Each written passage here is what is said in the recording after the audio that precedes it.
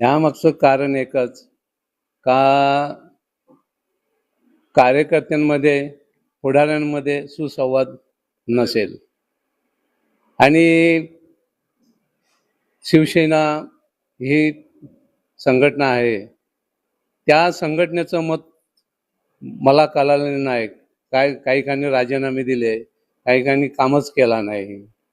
ह्या गोष्टी सुद्धा त्याला कारणीभूत असतील. शेवटी जनतेचा कौल आहे, कोणाला काय करायचं, कोणाला काय मागे खेचायचं हा शेवटी जनतेच्या हातात आहे आणि जनता सुज्ञ आहे.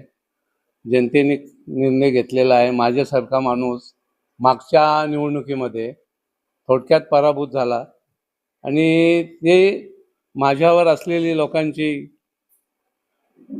श्रद्धा ती त्यांनी आता करून दाखवलं का तुम्हाला महापालिकेमध्ये पाठवणारच.